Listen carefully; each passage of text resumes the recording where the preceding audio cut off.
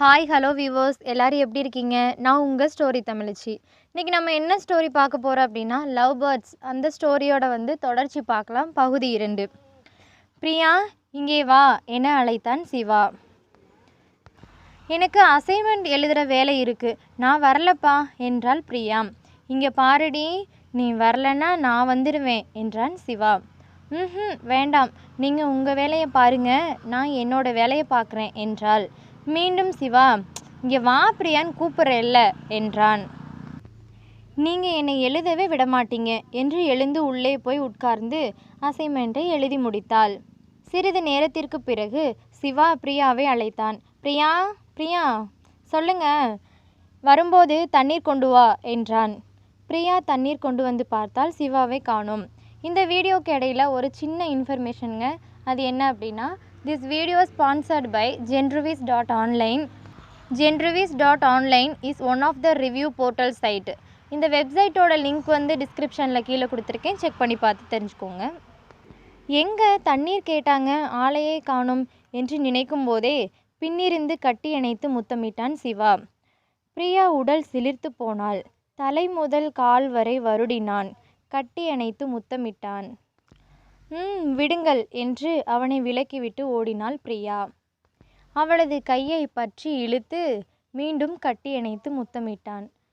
அப்படியே கட்டிலில் தள்ளி அவள் மேல் ஏறி படர்ந்தான். நான் இன்றைக்கு உன்னை விடுவதாக இல்லை.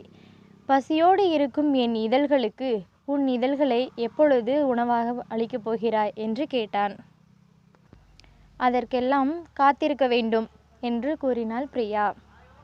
சிவாவின் மோக மயக்கத்திற்கு அடிபணிந்த பிரியா அவளை முழுவதுமாக அவனுக்கு அர்ப்பணிக்க தொடங்கினாள். இருவரும் ஒரே கட்டிலில் அசதியில் தூங்கினர். அவனது மார்பில் அவளது முகம் பதிந்தவாறு அசந்து தூங்கிவிட்டாள். பொழுது விடிந்தது. வீட்டு வேலைகள் அனைத்தையும் முடித்துவிட்டு சிவா அவளை பள்ளியில் கொண்டு போய் இறக்கிவிட்டான். பிரியா, சொல்லுங்க, ஒரு ஐஸ்கிரீம் கொடுத்துட்டு போ என்றான். அதெல்லாம் முடியாது என்று சொல்லிவிட்டு ஓடினாள். இப்படியே 2 வருடங்களுக்கு மேல் ஓடியது. பிரியா காலேஜ் போக ஆரம்பித்தாள். திடீரென்று ஒரு நாள் பிரியாவின் அம்மா, நாளைக்கு சிவாவிற்கு ஒரு பொண்ணு பார்த்துருக்காங்க, அதை பேசி முடிச்சு நிச்சயம் பண்ணிட்டு வரணும், அவங்க அம்மா கூப்பிட்டாங்க, நீயும் வர்றியா என்றாள் பிரியாவிடம். பிரியாவிற்கு பேரதிர்ச்சியாக இருந்தது. என்னம்மா சொல்கிற, சிவாவுக்கு பொண்ணு பிடிச்சிருக்கா? பிடிச்சிருக்கான் என்றாள். பொண்ணு அழகா இருக்காமா என்று அப்பாவியாக கேட்டாள். நல்லாதான் இருந்துச்சு என்றாள். உடனே சிவாவை பார்க்க ஓடினாள். என்னங்க, உங்களுக்கு கல்யாணம் நடக்க போகுதாமே என்று கண்களில் கண்ணீர் ததும்ப கேட்டாள். ஆமாம் பிரியா, என்னை மன்னிச்சிடு, நான் வேற கேஸ்ட்டு, நீங்கள் வேற கேஸ்ட்டுன்னு அம்மா அப்பா ஒத்துக்க மாட்டேன்னுட்டாங்க, எனக்கு வேற வழி இல்லை என்றான். அதனை கேட்டவுடன் அவள் தலையில் இடியே விழுந்தது போல் இருந்தது. உங்களுக்கு என்ன பிடிச்சிருக்கா இல்லையா என்று கேட்டாள். ஏன் இப்படி கேட்குறேன், இந்த உலகத்தில் உன்னை பிடிச்ச மாதிரி வேறு யாரையுமே பிடிச்சது கிடையாது என்றான். அப்புறம் என்ன, எங்கேருந்து திடீர்னு வந்தது இந்த கேஸ்ட்டு என்று கண்ணீர் மல்க கேட்டாள். இல்லை பிரியா, எனக்கும் இப்போ நம்ம 2 பேரும் கூட்டிகிட்டு ஓடி போய் கல்யாணம் பண்ணிக்கலான்னு தான் தோணுது. ஆனால் இவ்வளோ நாளாக நம்மளை வளர்த்து ஆளாக்குன அவங்களுக்கு இது அசிங்கம் இல்லையா என்று சொல்லி ஒரு வழியாக அவளை சமாதானம் செய்தான். நடந்ததையெல்லாம் ஒரு கனவாக நினைத்து மறந்துவிட்டு புது வாழ்க்கையை வாழத் தொடங்குவோம் என்று சொல்லிவிட்டு இருவரும் கட்டி அணைத்த வண்ணம் ஒருவரை ஒருவர் பிரிந்தனர்.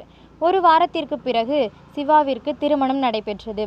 பிரியாவிற்கு திருமணத்திற்கு செல்ல விருப்பமில்லை என்றாலும் கடைசியாக அந்த முகத்தை பார்க்க வேண்டும் என்று அவளுக்கு தோன்றியது. திருமணத்திற்கு சென்றாள். மணப்பெண் இருக்கும் இடத்தில் இவளை கற்பனை செய்து பார்த்தாள். கண் விழித்து பார்த்தால் கனவு. கண்கள் 2ம் கண்ணீர் ததும்பி நின்றன. தொடரும். இதோட தொடர்ச்சி பகுதி 3ல் பார்க்கலாம். நம்ம வீடியோ உங்களுக்கு பிடிச்சிருந்துச்சி அப்படின்னா மறக்காமல் சப்ஸ்கிரைப் பண்ணிடுங்க, லைக் பண்ணிடுங்க, கமெண்ட் பண்ணுங்கள், அப்படியே பக்கத்தில் இருக்க பெல் ஐக்கானையும் கிளிக் பண்ணிடுங்க.